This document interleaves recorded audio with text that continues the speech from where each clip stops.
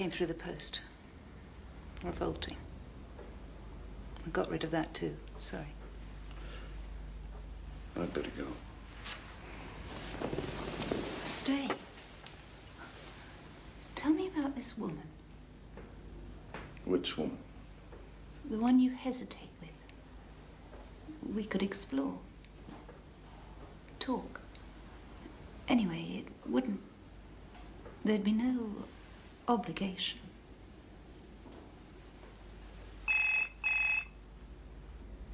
He was dead. He was dead, all right. He was dead when I found him, I swear. Tell me. Well, that's it, isn't it? All right, I go for the back window. I stick my hand in. I do the lock. I mean, I'm going for the radio, ain't I?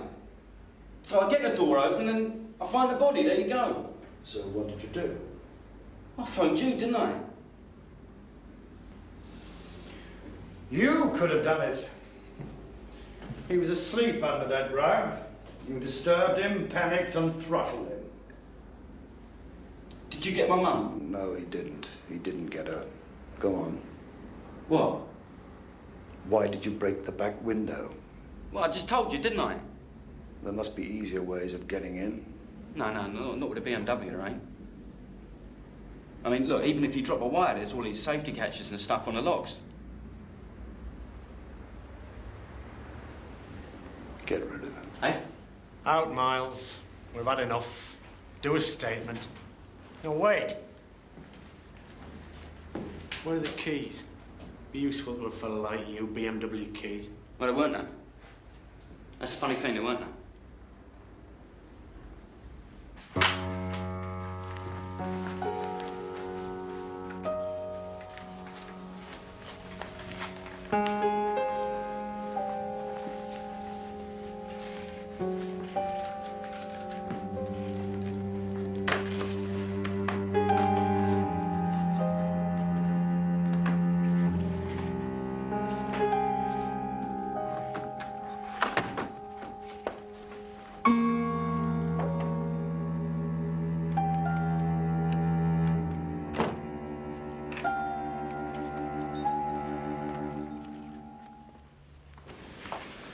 Anything new?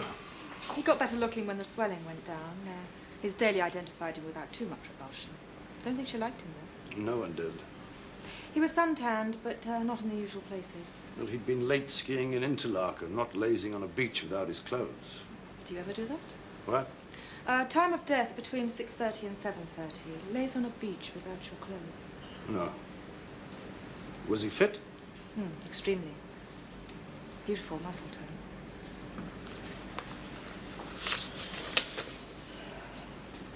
The attacker was right-handed? And tremendously strong. Had to be. I mean, if Gifford had put up a fight, he'd been quite an opponent. Not a woman? I don't think so. It's possible, but how many women can be this aggressive? It's very rare.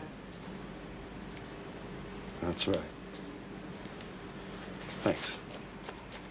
I sometimes wonder why I'm doing this job. Why I'm not out there, among the living, days like this. Maybe I could do with some lazing on a beach, etc. It's a tantalizing thought. Is it? I sometimes wonder about police work, too, but in the end, we both pay the price for job satisfaction. At least you're at the top. So are you? I suppose I've settled for something.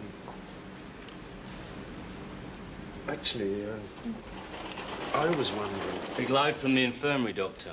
Nasty spleen they want you to look at. Fast, if possible. Yes, okay. I'll be along in a moment. I'll call you. Yeah, please do.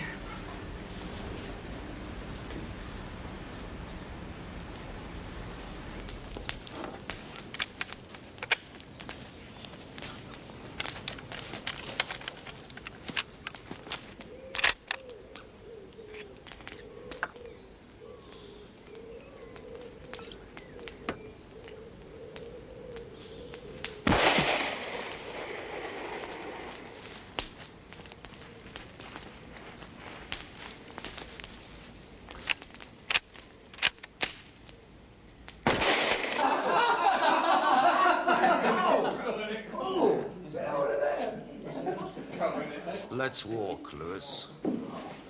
Okay.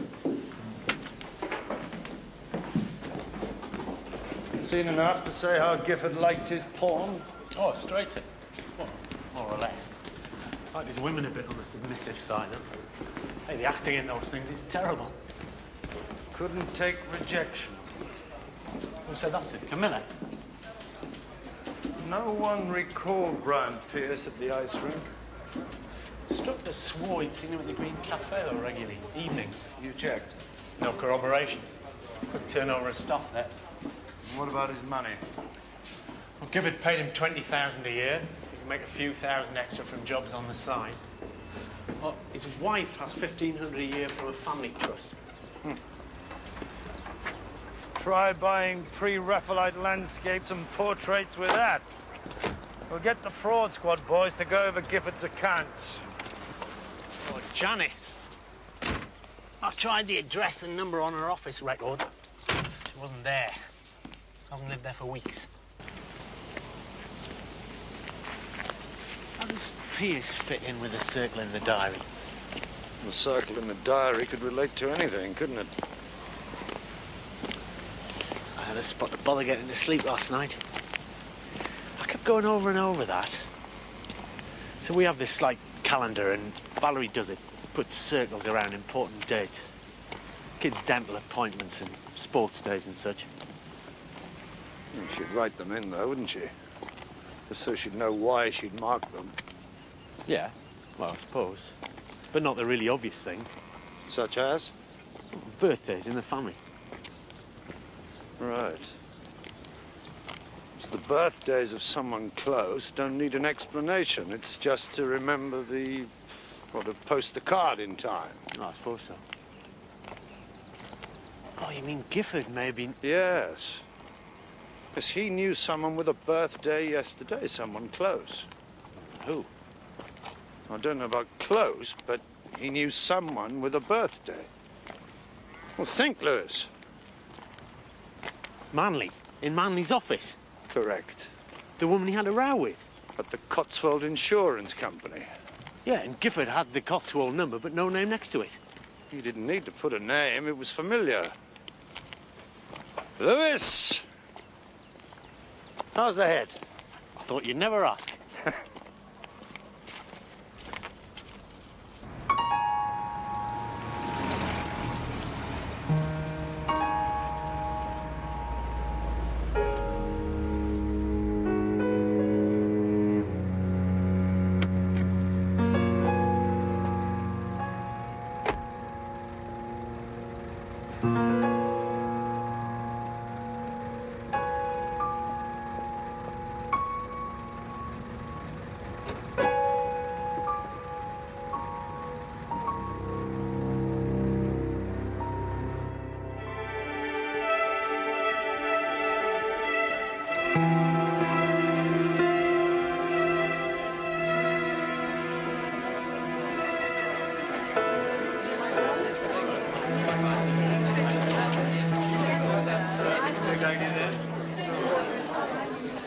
I seem to have inconvenienced you again, Sergeant.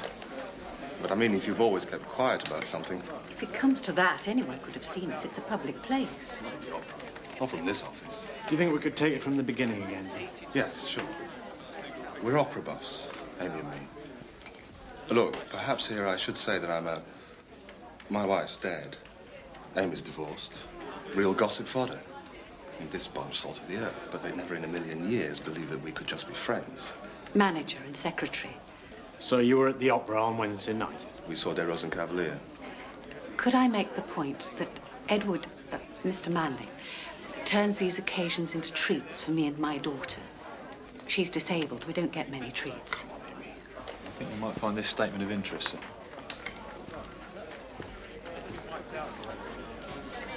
So, you parked your car in St. Giles, sir. A little before 6:55 on Wednesday, you went to meet Mrs. Morris and her daughter at the Apollo. Then we all had a drink in the bar. And you were in your seats when? At 7:15. Wonderful seats. Front stalls. I did a copy of the holiday list. Oh, yeah, thanks, Gloria. You wanted to see the staff holiday dates.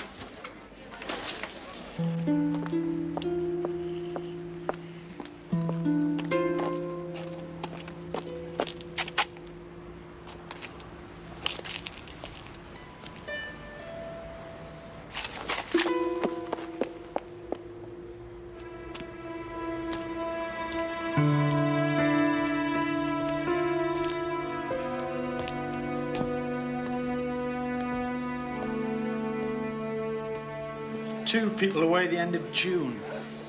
Marion Robbins and Rosemary Henderson. Is that of any interest? Which one's the birthday girl, Mr. Manley?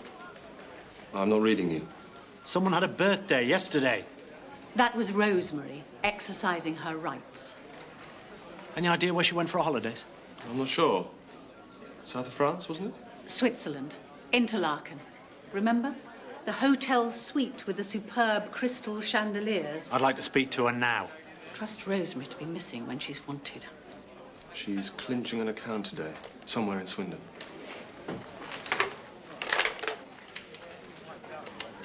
Eight, right round, and 1, 2, 3, 4, 5, 6, 7, change direction. 8, 7, 6, 5, 4, 3, 2. How often does she come here? Books. Fully paid up. 250 quid a year. She can come whenever she wants for that. Mostly Wednesdays after wrestling with Gifford at the Westgate. Oh, and this place closed for structural alterations in August. No appointments in the diary for August. How often do you have a stiff drink before your exercise classes? Not often. Never. No, Wednesday was different, I told you. Tell me again. I'd had this terrible day. A row at the office. Although that's nothing new. And no one to tell about it when I got home. My husband's very... Well, he seems obsessed with the work these days. You parked at Gloucester Green. They issue stickers there. Did you get one? I must have done. I don't know where it is. If you were at Gloucester Green at 6:45, still here at 20 past, and doing back bends at 7:45, there's no way you had time to dodge up to the 5th level of the Westgate. How about before? Before? Look, I don't need to tell you, Mrs. Henderson, it would have been better for everyone, including you, if you'd come forward sooner. How could I come forward? I'm married. Michael and me, it was... Well, I suppose you could call it a holiday romance. Isn't that ridiculous at my age? No. You were telling me you met Gifford for the first time at Interlaken. Yes.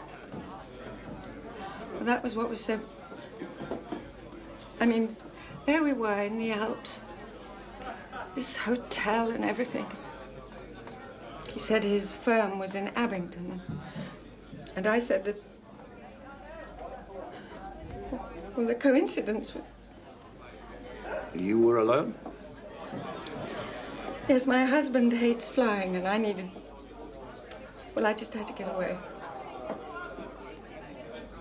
So, back here, you continued seeing him? Off and on? Regularly, surely. Gifford had appointments every Wednesday. It wouldn't surprise me to learn that he was seeing someone else. No. No, I'd broken it off. I'd been so stupid. And I didn't enjoy deceiving my husband. He's not been well. Where else did you meet Gifford, apart from the Westgate? Nowhere. No, there was nowhere. Yes, all he was offering was a few minutes in a parked car in a multi-story car park. And I took it, just that. Until I came to my senses. When was the last time? 2 weeks ago.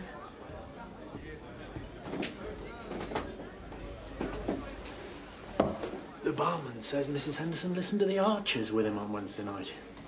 She drank a single malt whiskey.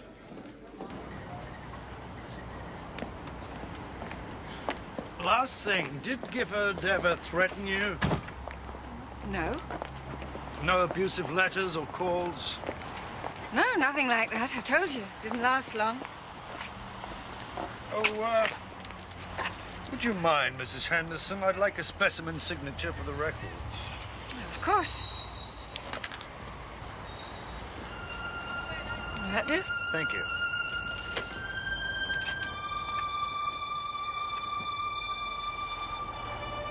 Good night. Specimen signature, eh? She's left-handed. The killer isn't. Well, she's in the clear now. If Gifford was still alive to get a car park taken at 12 minutes past 7. Yes. Neat, isn't it?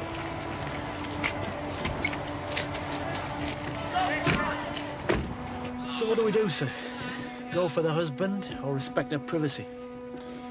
No, leave him out for the moment. I'll look into the background. You locked the study door. I came back from the school run and you'd gone off with the key. It's been locked all day. I've got the Endersley House model in there. It's fragile. I don't want the children messing it about. For heaven's sake, Brian, you might trust me.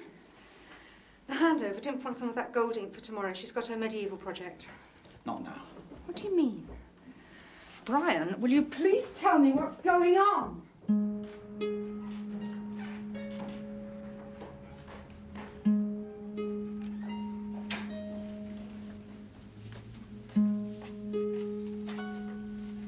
Oh, there's a parcel for you as well. It was behind the door when we came in. It's too early for the post.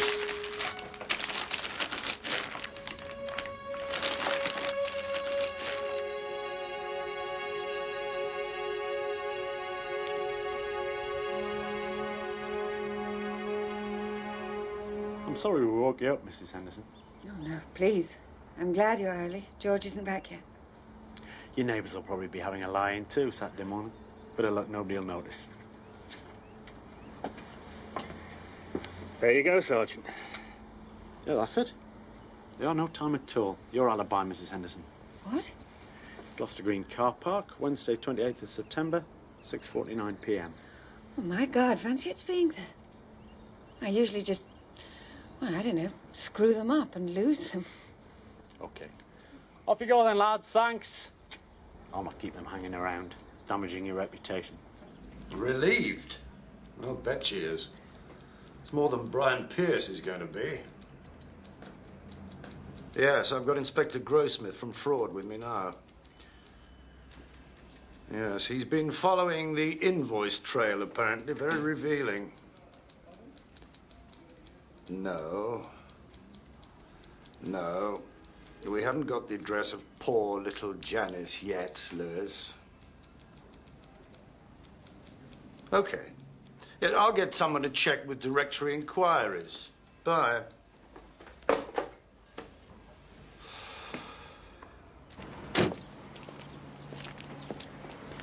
So, Pierce was ripping him off? How much? 15, 20,000 a year for the last 5 or 6 years. Very tidy rip-off. He was diverting materials Gifford had paid for under jobs he had going on the side and then collecting from the clads. You think Gifford would have twigged and sacked him? Maybe he did twig. Maybe he liked having something over Pierce, something to bargain with. Anyway, Bill Grossmith's still working on it. He thinks Gifford was on a dodge himself. His tax position's questionable. Pierce has still got to be our #1, hasn't he? Yes, well, it would be a pity not to check out the Henderson leads that you brought in. If you say so, sir. And it's always a pleasure to see Dr. Russell. Lifting a fellow consultant's notes isn't 100% ethical, Inspector. The proper channels will take more time than I think we've got. So, Henderson is ill. Extensive liver damage. Irreversible. Caused by what, booze? Warnings about alcoholism going back to 1984. Admitted earlier this year with liver failure. You won't have long, then? 6, 9 months, maybe? He'd be too weak to strangle a man like Gifford, then. No, not necessarily. Anything else? Side effects? Well, he could be impotent. Could he? Now his wife would deal with that. Well, that's all. Thanks. And for coming in on Saturday. You're welcome. I shop near here anyway on Saturdays. And I lunch at the White Horse.